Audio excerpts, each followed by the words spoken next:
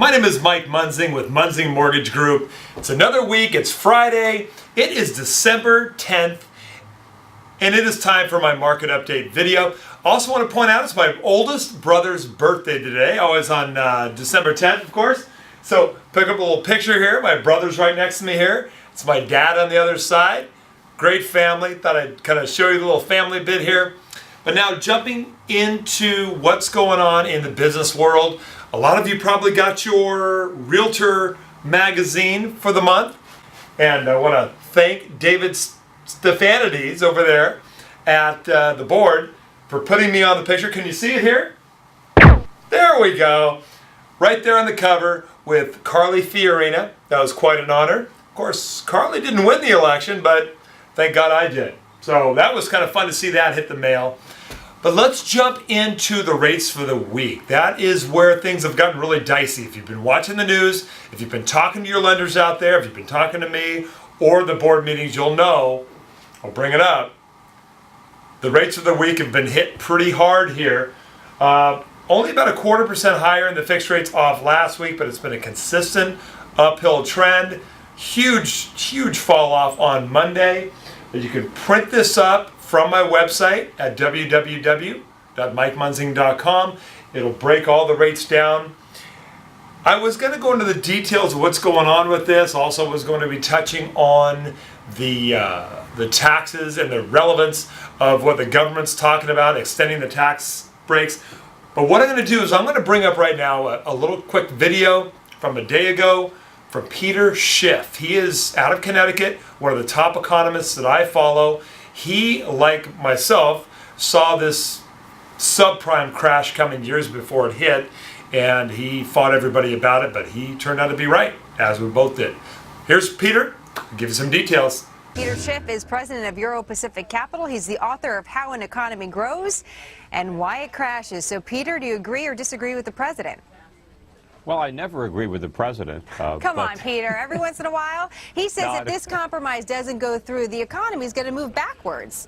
Well, it's going to move backwards whether it goes through or not, because we're still not getting to the root cause of our problems, which is too much government regulation, too many government subsidies, the Federal Reserve keeping interest rates too low and bailing everybody out and printing too much money. You know, it's not even true. And they're talking about tax cuts. These are not legitimate tax cuts because government spending is not being reduced. So we still have to pay for all this government. And if we don't pay for it with taxes, we're going to pay for it through inflation. So what Americans get in the form of lower taxes will be more than offset by higher prices. It's going to cost Americans a lot more money. You know, we're talking about this cold weather that's coming in the east. It's going to be a lot more expensive to buy heating oil because of all these deficits that are being financed by the Federal Reserve, which, despite Ben Bernanke's comments on 60 Minutes, the Federal Reserve is printing money.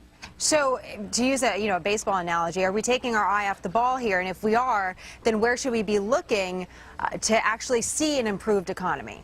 But we're not going to get any improvements until the government gets out of the way and stops making it worse. We have to understand that economies don't grow because we spend money. They grow because we do the opposite. We need savings. Savings finances capital investment. It's what gives us greater productivity, more goods and services, more jobs. We're not getting that. We're just getting more government. We're getting more money being created out of thin air by the Federal Reserve. That is undermining our economy. That is preventing it from recovering.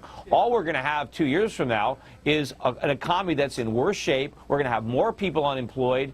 Unfortunately, though, the employed and the unemployed alike are going to find a much higher cost of living. And not only are prices going to go up, but long-term interest rates are going to go up. Look at what's happened in the bond market just in the last several days. Yields are moving up. They're moving up a lot faster now because the market understands that bigger deficits means more money printing, more inflation, and so that is being priced into the bond market in the form of higher interest rates. So that's what that market is seeing, higher inflation, as you were saying. I know that's not great news, but I want to bring you reality, what's really happening out there, and I think Peter's nailed it.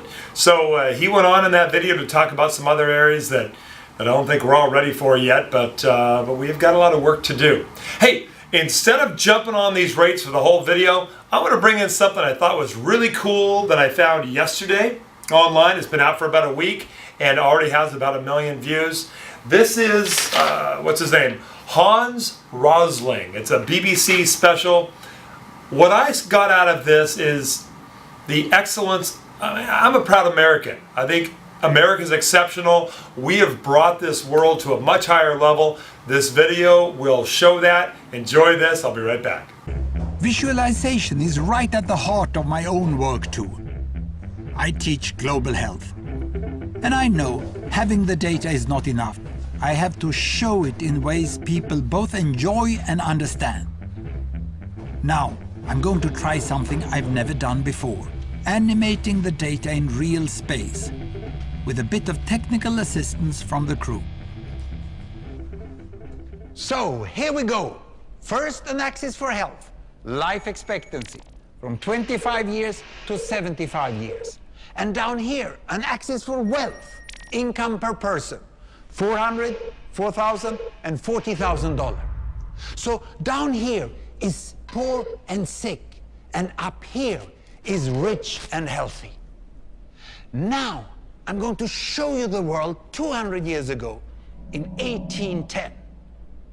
Here come all the countries. Europe brown, Asia red, Middle East green, Africa south of Sahara blue, and the Americas yellow. And the size of the country bubbles show the size of the population. And in 1810, it was pretty crowded down there, wasn't it? All countries were sick and poor. Life expectancy were below 40 in all countries. And only UK and the Netherlands were slightly better off, but not much. And now, why start the world? The Industrial Revolution makes countries in Europe and elsewhere move away from the rest. But the colonized countries in Asia and Africa, they are stuck down there. And eventually, the Western countries get healthier and healthier. And now we slow down to show the impact of the First World War and the Spanish flu epidemic. What a catastrophe! And now I speed up through the 1920s and the 1930s. And in spite of the Great Depression, Western countries forge on towards greater wealth and health. Japan and some others try to follow, but most countries stay down here. Now, after the tragedies of the Second World War, we stop a bit to look at the world in 1948. 1948 was a great year. The war was over, Sweden topped the medal table at the Winter Olympics, and I was born. But the differences between the countries of the world was wider than ever. United States was in the front, Japan was catching up.